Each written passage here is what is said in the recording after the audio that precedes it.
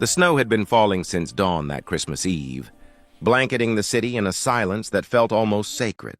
Thomas Bennett walked briskly down Madison Avenue, his daughter Lily secure in his arms, her small face pressed against his shoulder. At 4 years old, she was getting heavy for long carries, but she'd been fussy all morning, and he needed to get to the office for just an hour to sign some papers before the holiday shutdown. He was the CEO of Bennett Capital Management, a position he'd worked 15 years to achieve. The navy overcoat he wore was tailored, his shoes were polished, and his watch was the kind that whispered success rather than shouted it. To anyone passing by, he looked like a man who had it all figured out. They didn't see the exhaustion in his eyes. They didn't know that his wife Jennifer had passed away 18 months ago, or that he was still learning how to be both mother and father to Lily. They didn't see him lying awake at 3 in the morning, wondering if he was doing any of it right. The office visit had taken longer than expected. By the time Thomas and Lily emerged back onto the street, the afternoon light was already fading into that soft blue twilight that comes early in December. Lily was hungry and starting to whine, and Thomas realized with a sinking feeling that he'd forgotten to pack her snacks. "Daddy, I'm hungry," Lily said for the 3rd time, her voice taking on that edge that meant tears weren't far behind. "I know, sweetheart. We'll get you something right now." He looked around and spotted a small bakery across the street, its windows glowing warmly, decorated with strings of lights and garland. Golden Crust Bakery read the sign above the door. Through the window, he could see display cases filled with bread and pastries, and the place looked clean and inviting. Perfect. They'd grab something quick, then head home. The bell above the door chimed softly as Thomas pushed it open. Warmth enveloped them immediately, along with the heavenly scent of fresh bread and cinnamon. The bakery was beautiful in its holiday decoration, twinkle lights, draped along the crown molding, a small Christmas tree in the corner adorned with ornaments, shaped like croissants and baguettes, wreaths hanging on the walls. Neon signs reading Happy Holidays glowed in the windows. Behind the counter stood a woman arranging pastries in the display case. She was perhaps 30, with dark hair pulled back in a neat ponytail, and she wore a simple green apron over a cream-colored sweater. Her face had the kind of quiet beauty that came from within, though Thomas noticed the tiredness around her eyes, the slight slump of her shoulders. She looked up as they entered, and her expression shifted immediately into professional welcome. "Good evening. Welcome to Golden Crust. How can I help you?" Her voice was warm, but there was something fragile underneath it, like glass that had been cracked but was still holding its shape. Before Thomas could respond, a small figure emerged from behind the counter. A boy, maybe 6 or 7 years old, with sandy blonde hair and wearing clothes that had seen better days. A jacket that was slightly too small, pants that were worn at the knees, shoes that were scuffed and old. But his face was clean, his hair was combed, and his eyes were bright and curious. "Mama, are those customers?" the boy asked, looking at Thomas and Lily with interest. "Yes, Oliver. Go ahead and work on your coloring in the back, sweetheart. I'll call you when we close up." But Oliver didn't move to the back. Instead, he moved closer to the display case and looked up at Thomas and Lily with the frank, assessing gaze that children have before they learn to hide their thoughts. Lily, suddenly shy, buried her face in Thomas's shoulder. "What can I get for you?" the woman asked. Her name tag read Rachel. Thomas shifted Lily in his arms. "What would you like, Lilybug? A cookie? A croissant?" Lily peeked out at the display case, her eyes widening at the array of treats. She pointed at a chocolate croissant. "That one, Daddy." "Great choice," Rachel said, reaching for the pastry with a piece of tissue paper. "Anything else?" "I'll take a coffee black and—" Thomas scanned the case. "One of those cinnamon rolls." As Rachel prepared his order, Oliver continued to watch them. There was something about the way the boy looked at Lily's winter coat, at her clean clothes and good shoes, that made Thomas uncomfortable. Not envious exactly, but wistful, hungry for something that went beyond food. Rachel worked efficiently, wrapping the pastries, pouring the coffee into a to-go cup. Thomas noticed how careful she was, how precise her movements were, as if even these simple actions required concentration. "That'll be $12.50, Rachel said, managing a smile. Thomas pulled out his wallet and handed her a 20. As Rachel made change, Oliver spoke up suddenly. "Excuse me, sir?" Thomas looked down at the boy. Yes? Oliver glanced at his mother, then back at Thomas. There was something in his young face that was far too old, a seriousness that children shouldn't have to carry. Are you going to throw away what you don't eat? Oliver! Rachel's voice was sharp with embarrassment. I'm so sorry, he doesn't mean... I just wondered, Oliver continued, his voice steady but small, because sometimes people don't finish everything. And if you don't want it, we could... Mama hasn't eaten today, and if there was expired bread or things you don't want, maybe... He trailed off, and the silence that followed felt enormous. Rachel's face had gone pale, then flushed deep red. Oliver, we don't ask customers for... Her voice cracked, and she stopped, pressing her lips together hard. Thomas stood very still, Lily warm and solid in his arms, and felt something shift inside his chest. He looked at Rachel, really looked at her, and saw what he'd missed before. The clothes that were clean but worn. The thinness of her frame that spoke of too many skipped meals. The way her hands trembled slightly as she held out his change. He looked at Oliver in his too small jacket, with his serious eyes and his brave, humiliating question, and he understood. Actually, Thomas said slowly, his mind racing, I just realized I ordered wrong. Lily can't eat all that chocolate croissant by herself. And I'm not actually hungry for the cinnamon roll? I must have been distracted. He set Lily down gently, keeping her hand in his. Would you mind if we just left these with you? It seems a shame to waste them. Rachel's eyes filled with tears. Sir, you don't have to... I know, Thomas said gently. But I'd like to, actually... He looked around the bakery, at the cases still full of unsold goods, at the beautiful decorations that must have taken time and care to arrange. It's Christmas Eve. What time do you close? In about an hour, Rachel said quietly. At 6. And what happens to everything that doesn't sell? Rachel looked down. I take it to a shelter when I can. Or we keep what we can use. Thomas made a decision. It was perhaps the easiest decision he'd made in months. I'd like to buy everything, he said. Rachel's head snapped up. What? Everything in the cases. Everything you have left. I'd like to purchase it all. Sir, that's probably $200 worth of... That's fine. Thomas pulled out his wallet again, this time removing his credit card. And I'd like to close the shop early, if that's all right with you. It's Christmas Eve. You should be home with your son. Rachel was crying now, silent tears running down her cheeks. I don't understand. Why would you... Because your son asked me a question, and it was the bravest thing I've seen in a long time. Because it's Christmas Eve, and no one should be hungry or alone. Because I can help, and that should be reason enough. He paused, then added more softly, and because my wife died last year, and I know what it's like to feel like you're drowning, to feel like you're failing, to skip meals so your child can eat. I know what it's like to be too proud to ask for help and too desperate not to need it. Rachel covered her mouth with her hand, her shoulders shaking. Oliver moved to her side and put his small arms around her waist, and the gesture was so protective, so loving, that Thomas had to look away for a moment. Lily tugged on his hand. Daddy, is the lady sad? Yes, sweetheart. But sometimes people cry when they're happy, too. Is she happy? Thomas looked at Rachel, at Oliver holding his mother. I think she's going to be... It took 20 minutes to pack up everything, the breads and pastries, the cookies and cakes, all of it carefully boxed.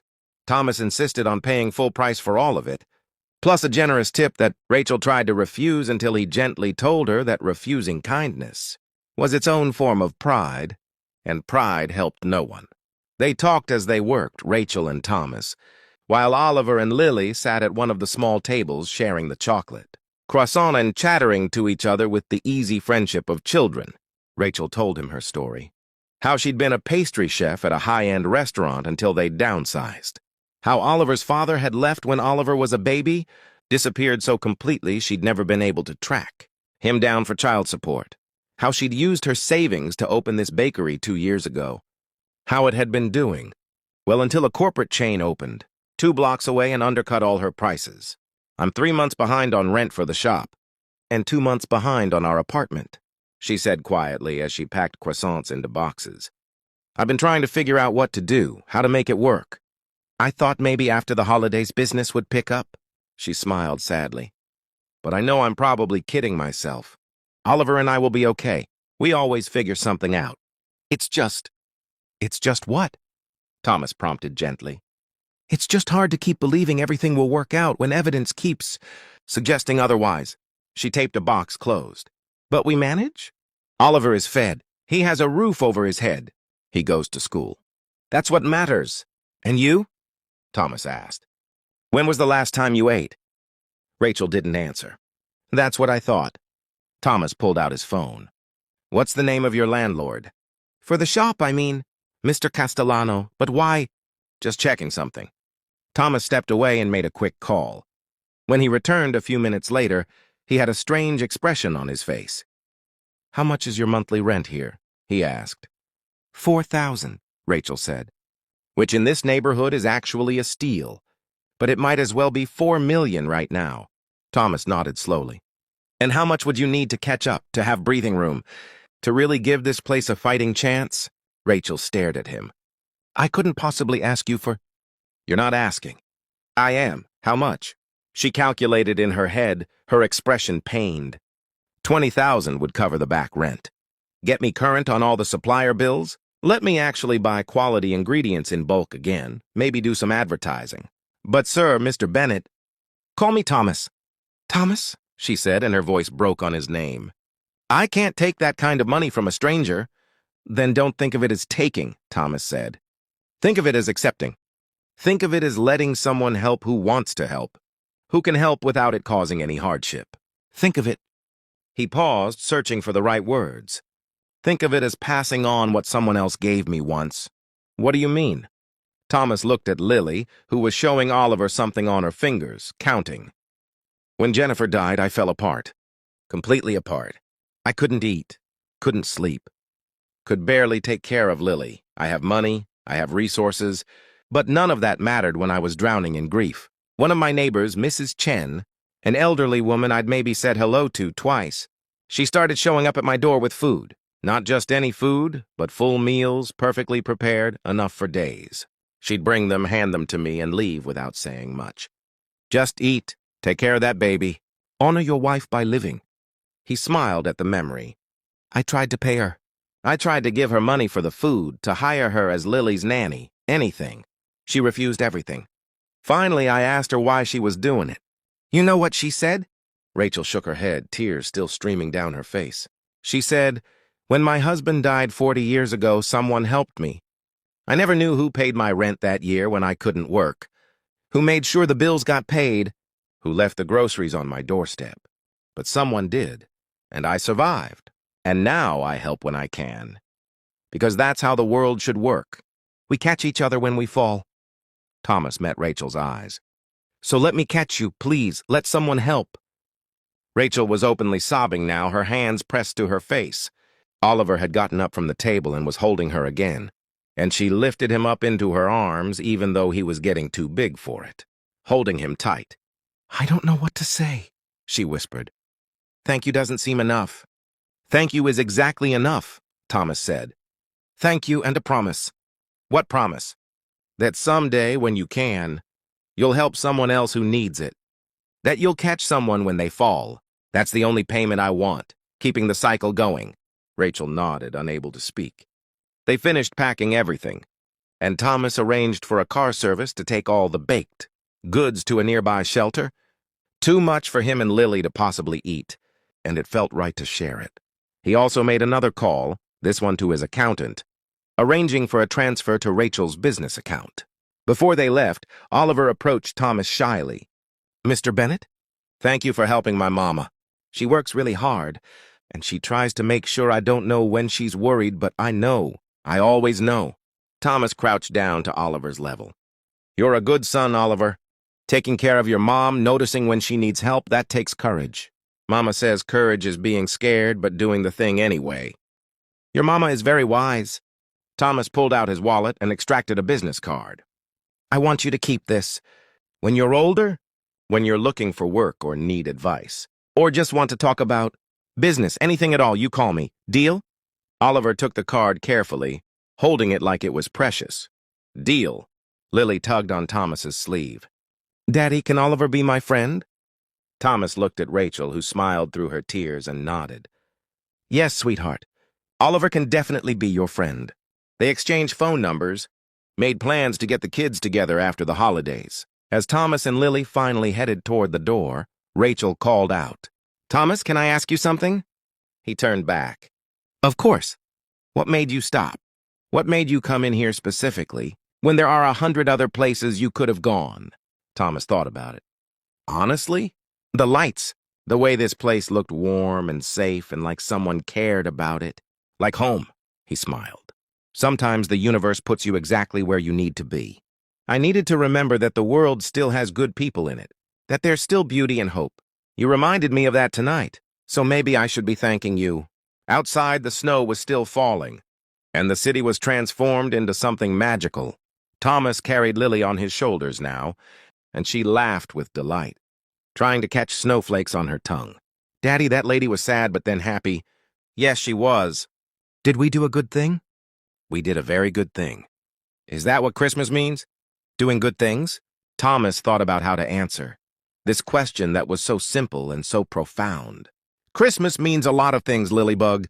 But yes, I think helping people, showing kindness, making someone's burden a little lighter, that's a big part of what it means." "Maybe the biggest part?" "Good," Lily said with satisfaction. "I liked Oliver. He was sad too, but he was brave. He was very brave." They walked home through the snowy streets, and Thomas felt lighter than he had in months. Not because he'd spent money, that was easy, but because Oliver had asked a question that could have been ignored, could have been brushed aside, and Thomas had chosen not to ignore it. He'd chosen to see, really see what was in front of him. Later that night, after Lily was asleep, Thomas sat by the window looking out at the city. His phone buzzed with a text from Rachel. "Oliver and I are home. We had dinner, real dinner with vegetables and everything. He's in bed with a full stomach and I'm sitting here crying again. Happy tears? I promise. You changed our lives tonight. You gave us hope. I promise I'll pay it forward. I promise I'll be the kind of person who helps others the way you helped us. Thank you. Merry Christmas." Thomas texted back, "Merry Christmas, Rachel. See you and Oliver in the new year. And remember, you already are that kind of person. You've raised a son who's brave enough to ask for help when he needs it, who's kind enough to worry about his mother. That's everything that matters." He set his phone down and looked at the picture of Jennifer on the mantel. She was smiling, holding newborn Lily, looking at the camera with those eyes that had always seen straight through to his soul. "I'm trying," he whispered to her image. "I'm trying to be the man you believed I was. I'm trying to raise Lily right. I'm trying to see people, really see them, the way you always did." The apartment was quiet except for the soft sound of Lily's breathing from her room. Thomas closed his eyes and thought about Oliver's question. "Mommy hasn't eaten. Can you share expired bread?" And how that's simple. Heartbreaking inquiry had opened a door to connection, to meaning, to the kind of moment that reminds you why we're all here. Not just to succeed or accumulate or achieve, but to see each other, to help each other, to catch each other when we fall. The snow continued to fall outside, blanketing the city in white, and Christmas Eve settled into Christmas Day. In the morning, there would be presents under the tree and pancakes for breakfast, and all the small joys of the holiday. But tonight, right now, what mattered was that somewhere across the city, a mother and son were warm and fed and hopeful, because someone had chosen to see them. And in seeing them, Thomas had found something he didn't know he'd lost. The certainty that there was still goodness in the world. Still connection? Still meaning in the simple act of opening your heart to another human being's struggle. The universe had put him in front of that bakery door for a reason. Oliver had been brave enough to ask for help, and Thomas had been wise enough to give it. That's how the world should work. That's how the world could work. One moment of kindness at a time. One door opened, one hand extended. One heart brave enough to ask, and another generous enough to answer. Merry Christmas to all who struggle. Merry Christmas to all who help.